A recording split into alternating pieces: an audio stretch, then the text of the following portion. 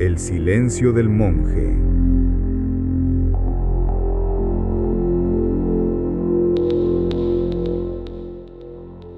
En los confines de una ciudad bulliciosa, donde los rascacielos proyectaban sombras largas sobre los barrios antiguos, se alzaba el convento de San Gregorio, un refugio de piedra y silencio que parecía anclado en otro tiempo. Allí, entre muros cubiertos de musgo y claustros donde resonaban los ecos de oraciones, vivía el hermano Tomás, un monje que había regresado de una misión en una región remota de África Central, marcada por conflictos y tradiciones profundas.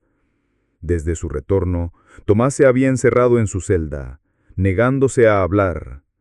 Los demás monjes susurraban que había perdido la razón. Pasaba las noches garabateando símbolos extraños, murmurando en lenguas desconocidas y reaccionando con terror a la menor sombra.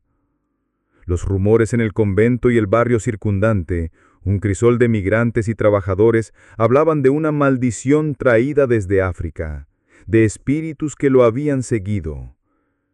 Este enigma llegó a oídos del antropólogo Morgan Salazar, un hombre de mirada afilada y cuadernos llenos de notas desordenadas, siempre atraído por los misterios que cruzaban la fe y la cultura. Morgan fue contactado por una colega, Elena, una antropóloga que estudiaba las dinámicas religiosas en comunidades urbanas. El caso de Tomás intrigaba a Morgan. Su formación en antropología le había enseñado a ver la locura no solo como un trastorno, sino como un reflejo de tensiones culturales y traumas profundos.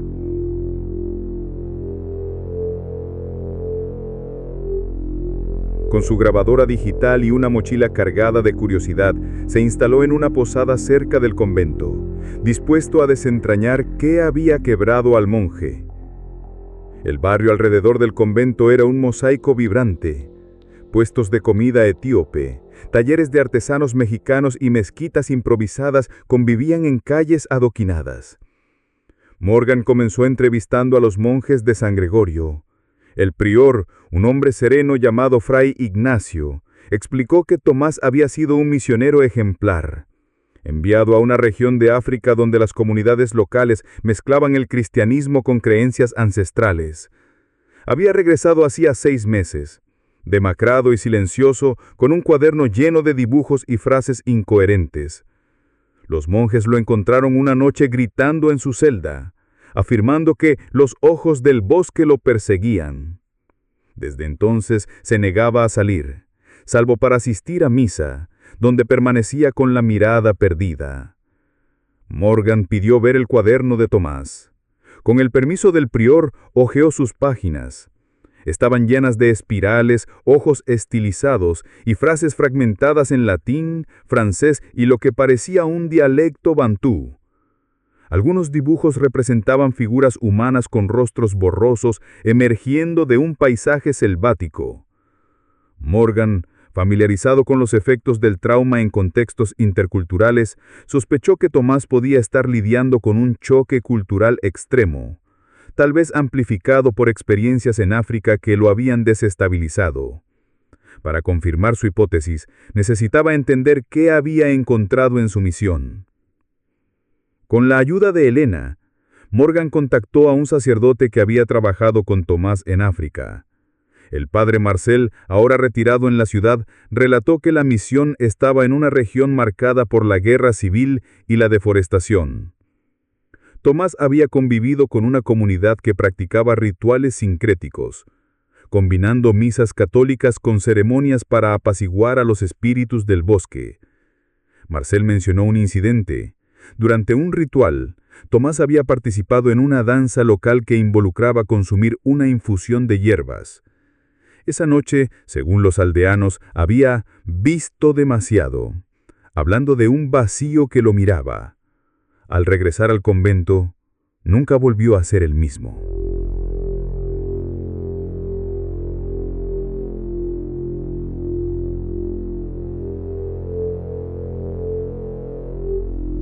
Morgan investigó las prácticas de la comunidad africana. En los archivos de una ONG que trabajaba en la región, encontró referencias a una planta local, iboga nocturna, usada en rituales para contactar a los ancestros. La planta tenía propiedades psicoactivas que podían inducir alucinaciones intensas, a veces traumáticas, especialmente en personas no preparadas culturalmente. Morgan sospechó que la experiencia de Tomás, combinada con el estrés de la guerra y el aislamiento, pudo haber desencadenado un trastorno disociativo, donde las visiones se manifestaban como una persecución sobrenatural. Para explorar el entorno del convento, Morgan examinó la celda de Tomás. Era austera, con una cama, un crucifijo y montones de papeles cubiertos de garabatos. En una esquina encontró un pequeño frasco con restos de una sustancia vegetal, probablemente traída de África. Morgan lo envió a un laboratorio amigo, que confirmó que contenía trazas de compuestos similares a los de la iboga nocturna. Esto sugería que Tomás seguía consumiendo la sustancia, quizá en un intento de recrear o controlar sus visiones. Sin embargo, los dibujos y murmullos indicaban algo más, una fijación con un abismo, que parecía culturalmente específico. Morgan entrevistó a los vecinos del barrio, muchos de los cuales eran migrantes con sus propias creencias sobre espíritus y maldiciones. Una mujer etíope, Makeda, habló de espíritus que se pegan a los viajeros que no respetan los rituales de un lugar sagrado. Un carpintero guatemalteco, don Rómulo, mencionó que los bosques africanos podían retener el alma de quienes los profanaban. Estas historias resonaban con los dibujos de Tomás, que parecían reflejar un paisaje espiritual africano mezclado con su fe católica. Morgan comenzó a teorizar que el monje estaba atrapado en un conflicto interno, donde su formación religiosa chocaba con las experiencias místicas de África, amplificadas por la planta y el trauma. Con el permiso del prior, Morgan organizó una sesión con Tomás, acompañado por un terapeuta especializado en trauma, Dr. Vargas. En un claustro silencioso, bajo la luz tenue de las velas, hablaron con el monje. Tomás, al principio reacio, comenzó a balbucear sobre ojos que lo seguían y un boste sin fin. El doctor Vargas identificó síntomas de estrés postraumático, probablemente desencadenado por la exposición a la violencia en África y la experiencia psicodélica. Morgan propuso un enfoque antropológico, integrar las visiones de Tomás en un marco cultural que le permitiera procesarlas en lugar de temerlas. Con la ayuda de un líder comunitario del barrio, un imán llamado Hassan, organizaron una ceremonia interreligiosa en el convento. Los monjes rezaron, Hassan recitó versos del Corán y Makeda ofreció un ritual de purificación etíope con incienso. Tomás participó, sosteniendo su cuaderno como si fuera un talismán.